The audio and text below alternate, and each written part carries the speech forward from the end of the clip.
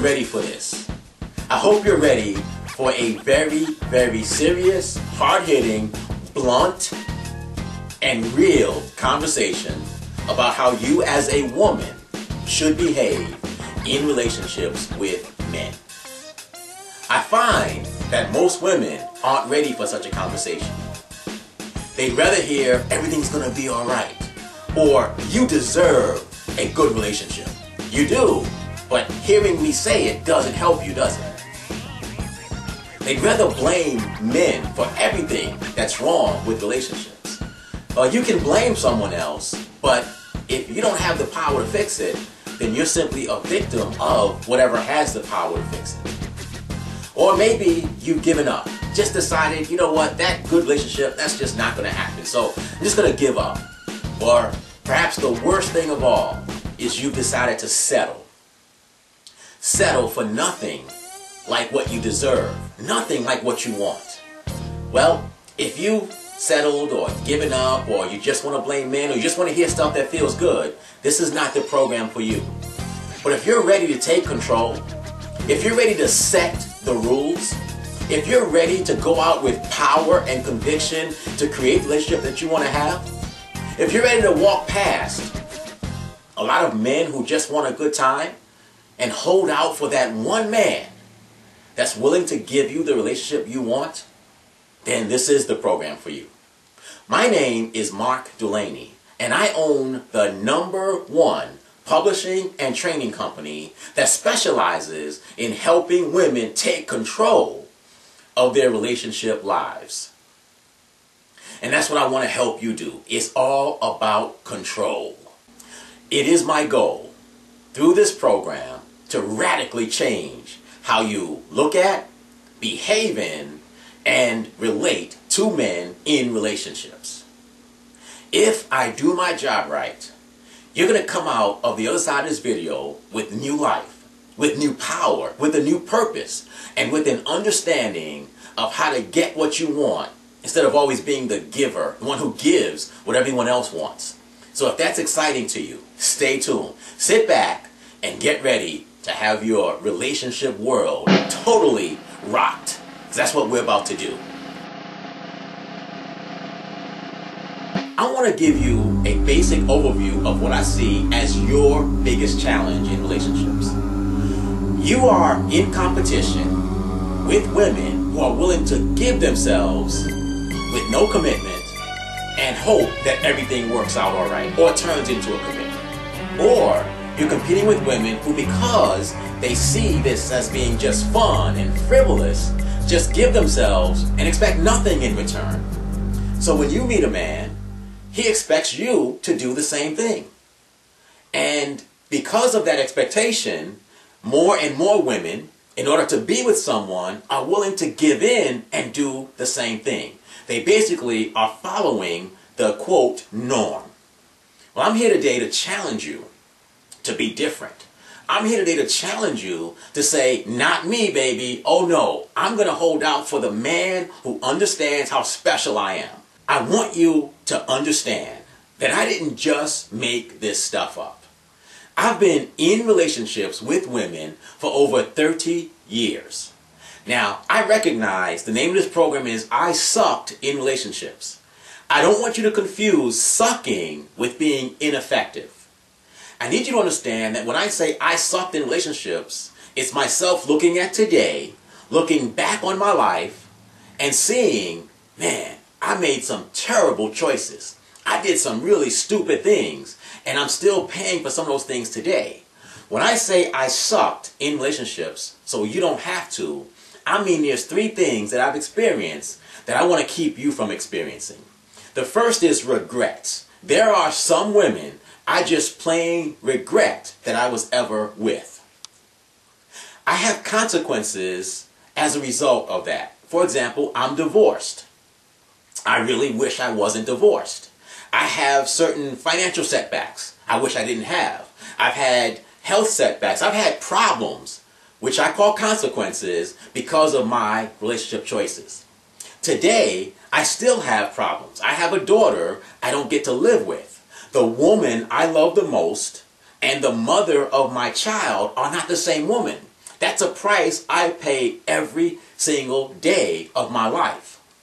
And the whole purpose of I sucked, so you don't have to, is to keep you from experiencing those kind of regrets, those kind of consequences, and those kind of prices that you're going to pay the rest of your life. But when it comes to women, I was very effective. I was always able to get the woman.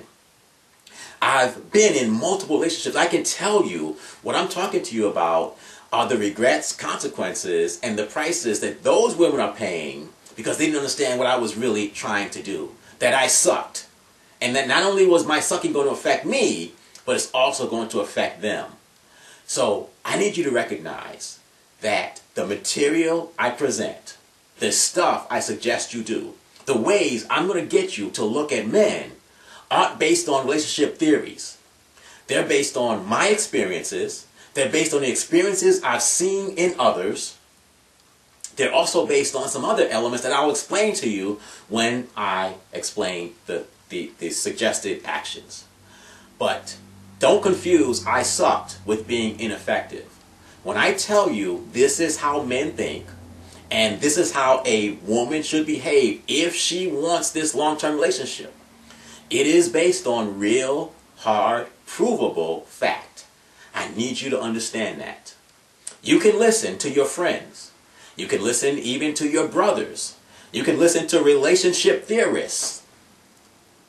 Or you can listen to someone who's been in the trenches and done it. No, I don't have a 25-year marriage that I can point to.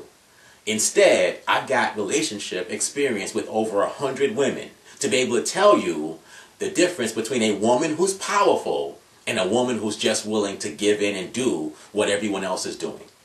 From those relationship experiences, I can tell you how to recognize whether a man is looking for a relationship or just for a relation with you.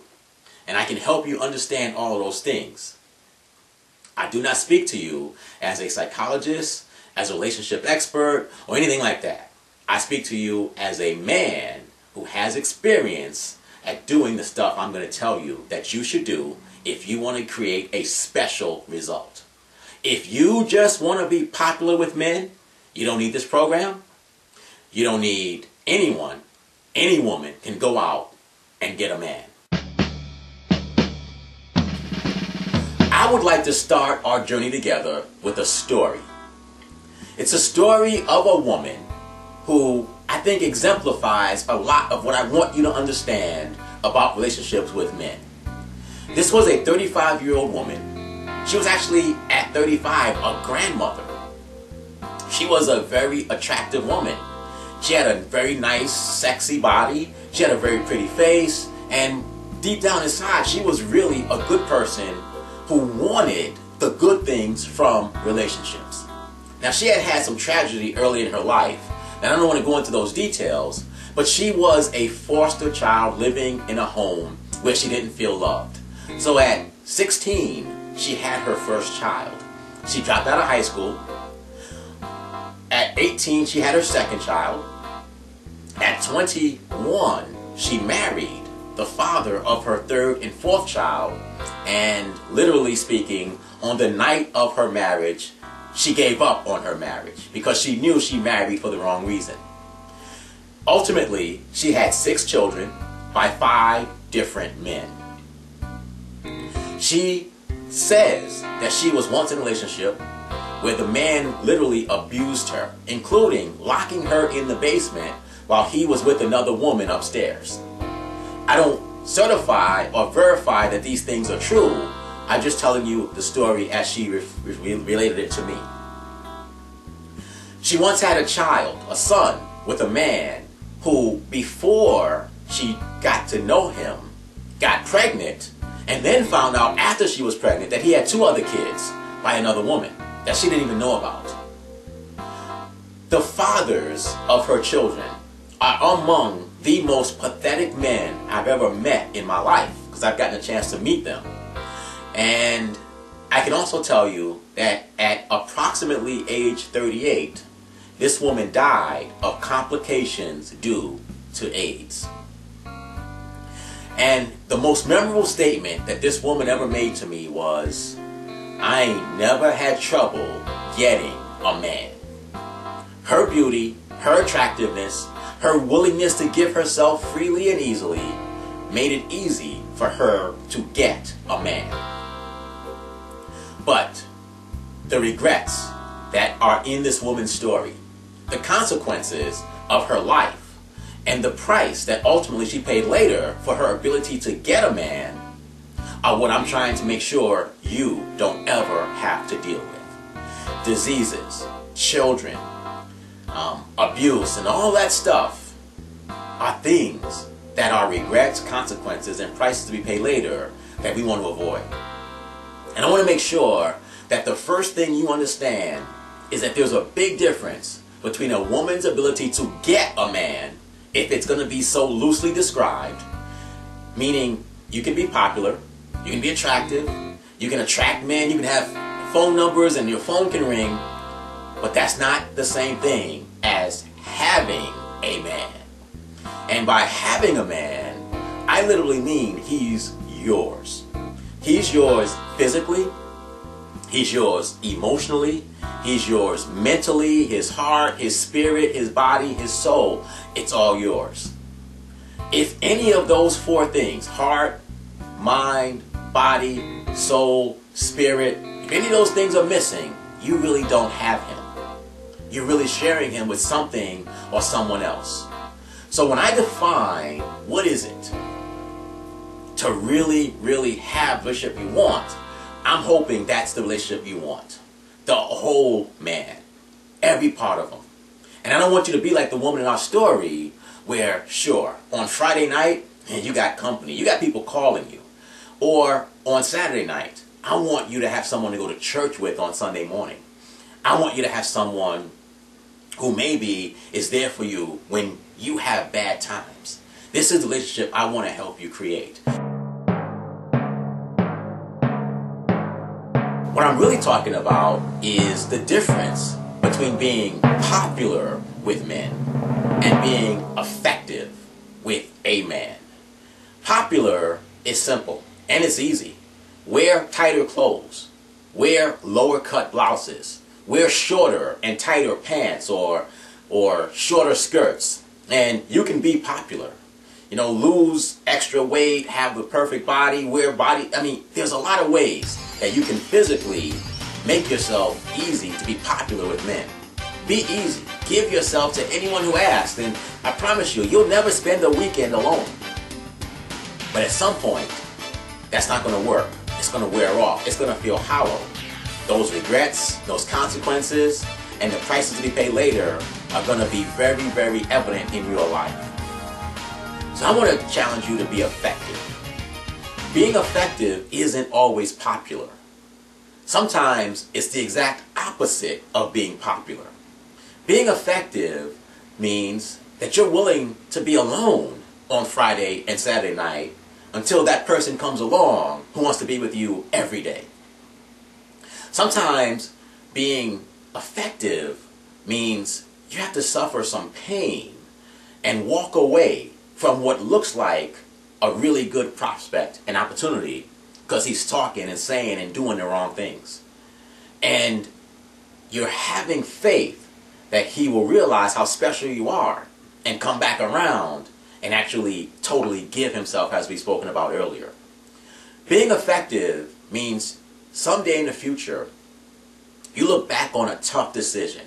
You look back on a choice that just ripped you apart, but you made it. A choice that maybe even made you cry, but then later came back and blessed you for decades and your children for generations. That's the stuff I'm talking about. I'm not saying it's easy. I'm not saying it's going to be simple. I'm only saying it's going to be worth it. I once did a program, a training program, a workshop for an organization called Love Ministries. And I had a room full of about 30 people, 27 women, maybe 3 guys. And it was about relationships. And they heard much of what you're going to hear in this program. And at the end of it, a woman stood up and she said something that I thought was tremendously honest. She said, Mark, I hear what you're saying. And you know what? I think you're right. I know you're right. But I, like a lot of women, have this fantasy that a man is going to ride in on his white horse, pick me up, carry me away, and we're going to live happily ever after. And I really appreciated her comment, because I think that that's true. Women have that fantasy. Men have a fantasy. You need to understand, men have a fantasy that they're going to marry a woman who's like a porn star. Always available, always willing, always ready to go physically. That's our fantasy, that we're going to be able to have sex whenever we want it. And therein lies the problem. And those two fantasies right there create a reality that we have in relationships today. 50% of all married couples, people who willingly walked down the aisle, said, I will spend the rest of my life with you in front of God or in front of their family and friends, break up, break that commitment. And we can't measure what percentage of people actually break up in engagements, break up before they get engaged. We know there's a lot of pain out there. We know there's a lot of suffering when it comes to relationships. But we have no idea to measure how, except through the divorce rate. We also don't know how many couples stay together because of children, financial reasons, because they made the commitment, who are just miserable together. But we know they're out there, and they're, snap away from maybe getting a divorce. So what I want you to understand is that there is this fantasy notion out there. Men have their fantasies, women have their fantasies, but then there's a reality. The reality that relationships are hard. Relationships are tough. But there's also a reality that you can succeed if you have the right strategy. So in this free program, we're going to give you 4 videos. This one is about you. We're going to talk about some of the things that you can do to immediately set the rules, take control, and create the relationship you want. The next video, video 2, is about the men. We'll talk about some things that you can do in your first date to know if he's the man that's going to give you that kind of relationship, or if he sucks and either doesn't know it or doesn't care. In video 3, we're going to examine relationships to help you define the relationship you want to have. And in video 4, we're going to put it all together and show you what you should do now that the video series is over. That's the program. And in this video, I'm going to teach you 6 things. I'm going to give you 6 things that you can do immediately to take control of your life. 3 of them are things you have to stop doing. And 3 of them are things you have to start doing. Inevitably, because I'm a man and I teach women how to succeed in relationships, in every audience, in every conversation I have, I get asked the question, Mark, as if I've never heard this before. Are you ready? Mark, why don't you, instead of teaching this to women, go and teach this to men? Then they would treat us better because we're fine. We don't have a problem. It's all them. Well, I think I kind of touched on that. I want to ask you a question. How does that work? If you thought that, how does that work? Do I teach every man in the universe in hopes that you meet him? Do I teach 20 and tell you which ones I taught? I mean, how would that work? Let me ask you this question. You were broke, had no money, no job, no prospects. What would you suggest I do? Teach the world to give you money, or teach you how to make money? I'm sure you would want me to teach you how to make money. But when it comes to relationships, it's different. It's no, go teach the men. And it's that kind of a victim mentality that you've got to give up. You live in a free country. You live in a place and at a time where you can do something most women throughout history couldn't do. You can choose the man you want to be with. Now, I know that sometimes people get forced to do stuff against their will, but that's not what we're talking about. We're talking about you making the choice to be with someone who is no good. And instead of facing the fact that you made that choice, you want somebody else to teach them to do right. So the first thing I want you to stop doing is stop behaving and acting like a victim. like you're powerless against men. They just have this control over you, and they just get you to do anything, and they can do anything to you, and until they change, you're stuck with them the way they are. That's what I call being a victim. I want you to take control. I want you to recognize that there are men out there who are bad. They are dogs. They suck in relationships. But they can't be in a relationship with you unless you suck also. So stop being a victim, pull up your pants, and do the right thing. There are things that you know are wrong when they're proposed to you. There are things you know they're wrong and you just go along with it. I can tell you story after story of women who looked at me and they knew I was asking them to do something they shouldn't do, but they still did it. And yes, I was wrong. And yes, men are wrong. But you are just as wrong if you participate in something you know you shouldn't do. What is a victim? A victim is like a victim of crime. So let me ask you this question. Do you lock your doors at night? Do you lock your car doors? Or do you suggest that somebody go out and teach people not to steal? Don't be criminals. Be a good person. So the same thing applies in relationships. Lock yourself until the right person comes along, and then you invite him in the right way. But you're not a victim anymore. No more. None of this go change men. Men are what they are. Largely because women let them be that way. But you're going to be different from this day forward. You're going to stop being a victim. You're going to take control. And any man that doesn't fit the parameters of what you're looking for, you're going to just kick him to the curb. He's going to become somebody else's problem. So the first thing I need you to stop doing is stop being a victim. Can you do that for me? Stop being a victim. This brings us to the second thing that I want you to stop doing. Stop allowing men to set the relationship rules. When I was young, in the 1980s, yes, we actually dated back then. But in the 1980s, I didn't ask when I would get to be physical with a woman. I asked if. Today, the prevailing thought is, it's not a matter of if, it's when. You go out with me 2 or 3 times, I'm expecting something. That is the nature of dating today. And I promise you, a group of women didn't sit in a room and say, this is what we should do. We should be easy. We should give ourselves after, 2 to 3 days. No, men contrive those rules. They do it through persuasion. They do it through other means of dating, but they also do it because they produce the movies and the television shows that you watch and see people do that. I'm here to tell you, society and men have set rules, and the expectation is sex comes easy. And I'm asking you, I'm telling you, stop it. Don't let them set the rules. You set your own rules. When should you give yourself to a man? You decide.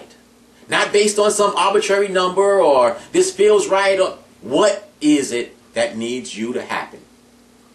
Or should I say in English, what is it you need to happen before you give yourself to a man?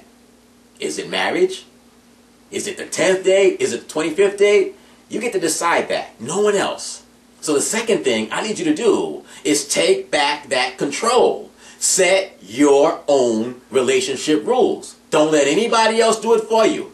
Not even your girlfriends. Set your own rules and watch how your results change. Again, that's not popular.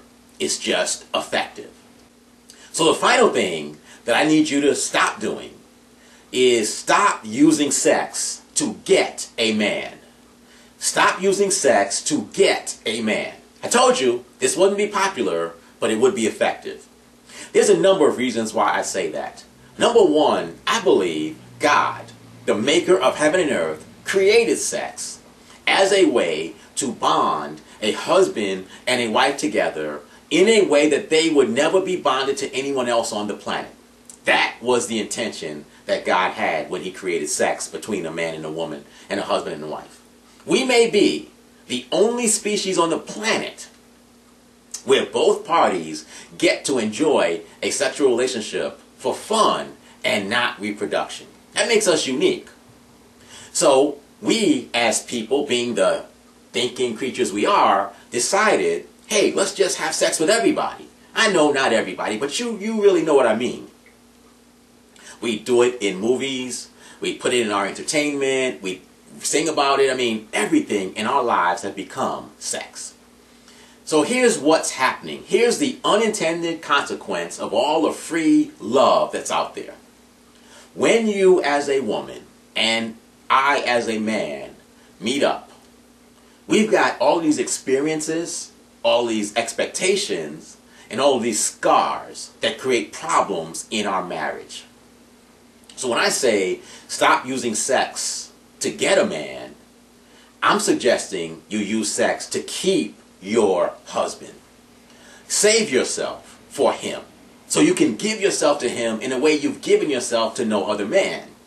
Something else interesting happens with sexual relations. Sometimes you meet someone who's really good at it. They blow your mind, they rock your world.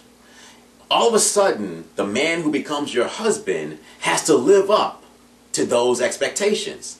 And when he doesn't, maybe you don't enjoy it as much with him. Not because he's not efficient or good at it or effective at it, but because you've got this expectation of some fantasy that all men are going to be like that man. Other times, something goes wrong when you use sex to get a man and he becomes violent or abusive or does something that really hurts you. Well, now you've got this fear and this flashback of this terrible event that happened in your life that you don't want to have happen again, and maybe your husband touches you a certain way or says a certain thing that reminds you of that, and you just shut down. Another thing that happened to me in my first marriage is that my wife said, you know, where I'm from, a girl had to have sex if she wanted to be with someone. And I think a lot of us experience that today in our lives. I was watching an episode of Scrubs, and I'm not sure if you're familiar with the show, but a woman named Carla was about to marry, and her friend, Dr. Reed, said to her, and I quote, "You know what this means, Carla? You never have to have sex again unless you want to." And they're jumping around going, yeah, yeah, yeah. So it seems to me that there's something going on in the female population that allows them to have sex when they really don't want to, when they know it's not in their best interest, because it's how you get a man. And then you get married, and you really got him. You really got him. He's yours. Now sex has no meaning. It's not a beautiful thing. It's not the special bond that becomes between you and him. Instead, it becomes a chore, like washing dishes, like doing laundry. And I've spoken to hundreds, if not thousands of men and thousands of women who use the word chore in describing their sexual relations with their husband. If you want to ever have the relationship you want to have, you've got to save yourself for your husband. You've got to not have so many relations and save yourself for that relationship you want. I can't begin to tell you the difference between my first marriage and my second marriage, where my wife literally spent 5 years alone preparing herself, curing herself, healing herself of damages from past relationships. And she's able to give herself to me freely, 100%. Whereas my first wife just couldn't do that. So ladies, you've got a choice. You can continue to be a victim and wait for men to change. You can continue to let other people set your relationship rules, or you can set your own rules. And you can continue as one of those rules to use sex to get men instead of keeping your husband. I'm going to tell you this. If you take a listen to the 3 things I've just said, stop being a victim, set your own rules, and save yourself for your husband, in essence is what I said. You do those 3 things, I'm going to make you a promise. Your life will change. Your relationship life will change. And if you have the discipline and the character and the strength to do that in your relationship life, it'll carry over to the rest of your life. It'll carry over to your finances, your career, your health and fitness, in every way, shape, or form. If you stop being a victim, if you set your own rules, and if you save yourself for the right time, meaning save your money, save your calories, do everything at the right time, your whole life will get better, not just your relationships. So how about you give it a try? Do it. So I want to say it one more time. It's that important. Stop being a victim. Set your own rules. Don't let anybody else tell you what you should do and how you should do it. And number 3, save yourself for your husband. Stop using sex to get a man and use it to keep your husband. I got a question for you. Maybe a couple of questions. Let's say you and I are good friends. Homeboy, homegirl, strictly platonic, really good friends. You know my wife and I know your husband, if you have one. But we're that kind of friends. And one day we're talking and I say to you, you know what? I'm going to go out and I'm going to make $1 million. And you said, really? Wow, that sounds great. How? And I said, I got no idea. I'm just going to do it. What would you say? Or you said, how? And I said, God, in His all-knowing, almighty wisdom, is going to send me $1 million because I'm really a good person. And I worship Him and I adore Him and He loves me. So He's going to send it to me. Or I said, that $1 million is going to swoop in on a white horse, sweep me off my feet, and give me everything I want. If I said that to you about money, what would you say to me? Seriously, what would you think? Let's take another instance. Let's say I said, I'm going to save. And I'm going to save money. I'm going to buy my house, pay it off. I'm going to be out of debt. I'm going to just absolutely do good things with money so I can become a millionaire. But you noticed every day I still spent money I shouldn't spend. I never save any money. I'm constantly borrowing money. What would you say?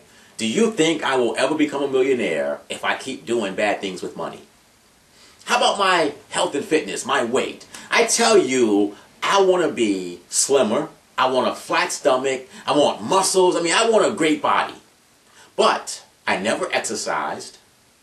I ate everything in sight. What would you tell me? You would say I was nuts. And yet, throughout my life, I've watched women say, I want a husband. I want a good relationship. I want a quality relationship. And in essence, have no strategy, not willing to prepare, have no specific goal of what a good relationship looks like. So I need you to understand that I've met so many women who are killers in their career, who are disciplined with food and money, who are absolutely on point with a strategy, a goal, and they prepare to succeed in every part of their lives except relationships. When it comes to relationships, they're just kind of hoping everything works out.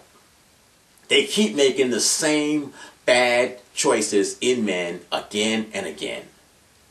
And they don't understand why they struggle in those areas. So I'm here today to give you 3 things that you can do to immediately start to improve your relationship life. And those 3 things that I want you to do are set a goal for what is the relationship you want to have. And I want to give you just a quick bit of advice about that. Marriage is not your goal. Remember, 50% of all people who get married break up. Another higher percentage of people get married and are miserable. So simply getting married is not your goal. Once you have a relationship goal, and we'll talk about that in video 3, but once you have a goal, then you need to create a strategy to accomplish that goal. Now, I believe in God. I believe God sent my wife to me. But I wasn't sitting on my couch watching TV. I was out there doing what I was supposed to be doing. And I made sure that when she came to me, I was the man who could accept her, who could appreciate her, and who could be in the relationship with her.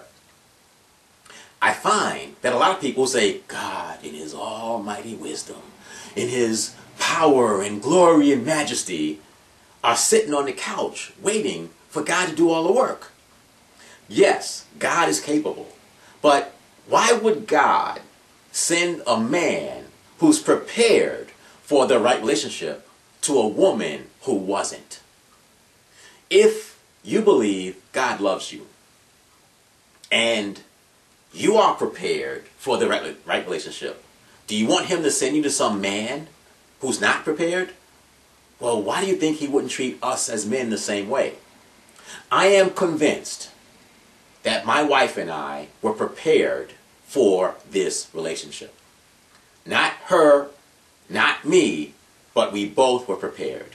And I'm going to tell you that if God is going to send you the man, he's expecting you to be prepared, to be ready, to know how to treat the man that he's prepared for you right. So you have to have more than just this hope for this great relationship. You have to have a strategy on how you become the woman who's ready for that relationship. And a lot of that stuff we've talked about. But you got to have a strategy. And then, maybe most importantly, I use the word prepare again and again and again. You have to prepare yourself daily when no one's looking. You have to be the woman for that relationship. I need you to understand, one of the reasons my first marriage failed is because I sucked in relationships, only I didn't know it. I said this, and I want you to understand, the man I was in my first marriage would ruin my second marriage. And the man I am today probably, I believe, could have made that first marriage work. It's not always the other person. It's not relationships. It's us. I don't care who God sends you. I don't care what his intentions are. I don't care what it is, anything else. If you suck, you're going to ruin the relationship. It's not going to work. So we need to make sure we don't suck any longer. And that's what I've been trying to convey to you. You will suck if you have baggage or scars from previous relationships that you bring in to your next relationship. You will suck if you don't have the discipline and the willpower and the self-control to do what you know you're supposed to do in your next relationship. So, 3 things that you must start doing. Set a specific goal for the relationship you want.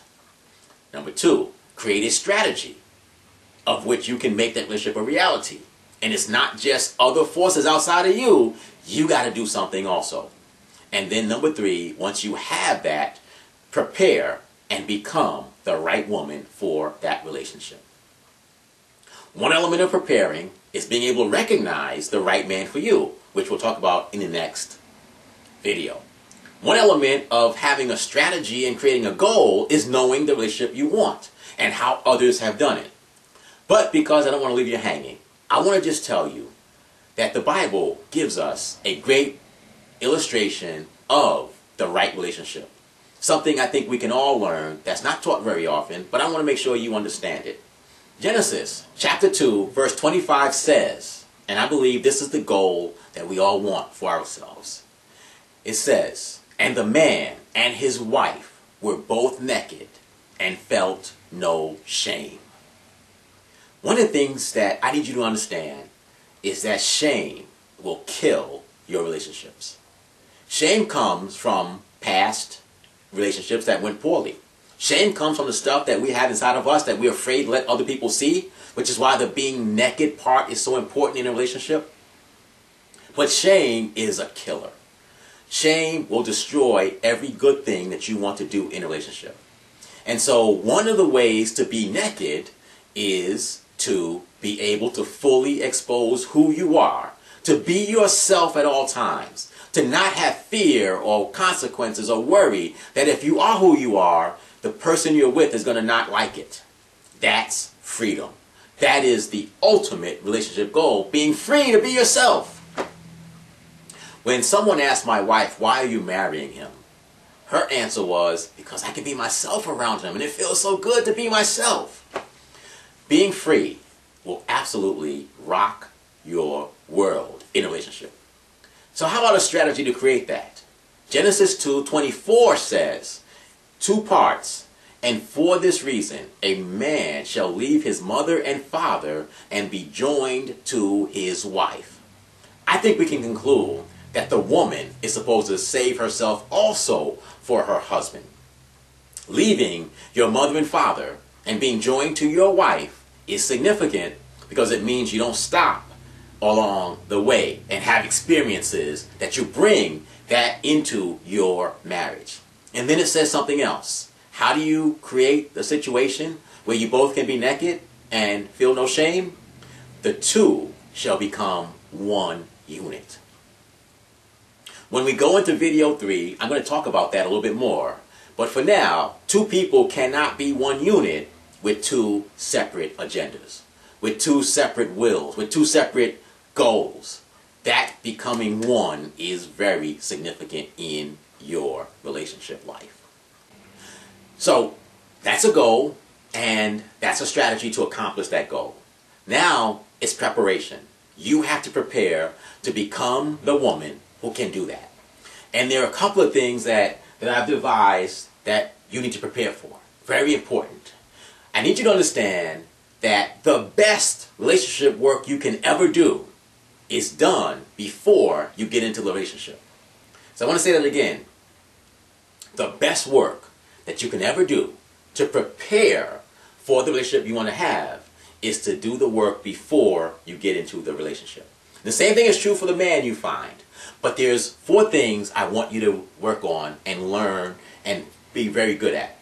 Number 1, learn to say no and walk away. When someone is proposing something that's bad for you, learn to say no and walk away. The second thing that you need to learn how to do is learn how to be alone. I don't mean alone and regretting it. I mean alone and okay with it.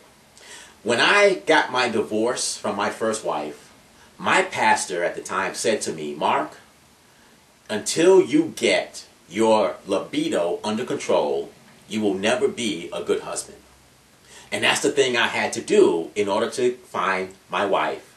I had it under control so much that she is the only woman I've ever loved enough not to have sex until we got married. So I'm not preaching to you. I'm telling you what I did. Until you can be alone, emotionally, physically, and sexually, you are not the woman for the right relationship. The third thing that I want you to realize and prepare for is that what you do when you're watching a video like this, what you do when you're talking to your girlfriends, or what you say you're going to do, it doesn't matter. That's worthless. What counts is how you behave at the moment of truth.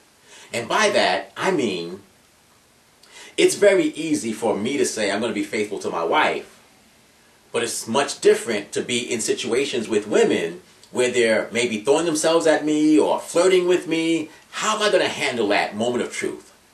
What am I going to do to make sure that I'm not in situations where I can be tempted? So I tell this story. Today, I think Beyonce, not pregnant, is one of the most beautiful women in the world. I think that a few years ago, it was Halle Berry. If I woke up, which is not going to happen, but if I woke up and found myself in bed with one of those women, it would be very tough to resist. But what is easy to resist, and this is the point, is it's easy to plan how not to end up in the wrong place with a woman like that. And that's why my wife and I have a rule that we're not to be alone with the opposite sex. I have a personal rule. I don't flirt anymore. I used to always tell attractive women how attractive they were because I want to see their reaction. If they smile, I know I got a chance. If they look at me like I'm nuts, then I know I don't have a chance. I don't have to say anything else. So I don't do that anymore. I don't flirt. I don't make comments that tell someone else how attractive they are because it's unproductive. It leads down a path you don't want to go. So as a part of that, how do you behave in the moment of truth? There's 2 things. Number 1, how to make sure you don't have any moments of truth until you're with the right person. But more importantly, occasionally stuff happens. And you find that, especially when you're dating, that even though he may be the right person, chances are he's going to want to be physical with you. How do you handle that moment? What do you do? Because once it starts to feel good, once you go a certain way, maybe it's tough to stop. That's the moment of truth. How do you handle that moment of truth? I handle it as a married man by not having any, by not flirting, by not putting myself in a situation where I have to tell somebody no. So how do you handle it? Until you have a way to handle it, you're not prepared. And then the final way that I want you to prepare is I really want you to understand that you are special. You are deserving of a great relationship and a special man. You are not to settle for less than you deserve. You are better off by yourself than you are with someone who's going to treat you poorly. That has got to be a part of your preparation. How do you become the woman who understands how special you are? And when you understand how special you are, it becomes evident to the men in your life. But when you don't think you're special, that becomes evident to the men in your life also. That's why this is so important. So I want you to understand that you've got to have a goal. Take Genesis 2:25 if you like. You got to have a strategy. Start with Genesis 2:24, and you've got to prepare. Well, all right, that's it. That is basically the material of video number 1. I hope you enjoyed it. I hope you got something out of it. But most importantly, what you believe, you must now act on. And I hope you will do that. You have the ability to take control. You have the ability to set the rules. You have the ability to set a goal, create a strategy, and prepare. And if you do those things, it's not going to be easy. It's not going to be quick. It's just going to be worth it. You're not going to be the most popular woman anymore, but you will be an effective relationship strategist. Video number 2, 3, and 4 will all be shorter than this one because I don't have to introduce myself and tell you what this program's about. I can just go straight to the information. So just know that. The rest of the videos will be shorter. Below this video is a place to leave a comment. Please, leave a comment. Tell me what you think. Ask me questions that maybe can be answered in future videos or on my blog. And finally, I want to bribe you. I want to offer you a bribe. I don't know what it's going to be that I'm going to give you, but I know what I want from you. I want you to tell a woman that you know would benefit from this information about this program. Send her to the link so she can sign up for this video series so she can get this information for herself. So that's what I want you to do for me. That's what I'm asking you to do in exchange for this free program. So remember, popular isn't always profitable. And if you follow these 6 rules, you may not be popular, you may not be quick and easy and fun and all that stuff. All you're ever going to be is effective, and that's worth it. Hey, my name is Mark Delaney, and I sucked in relationships, so you don't have to.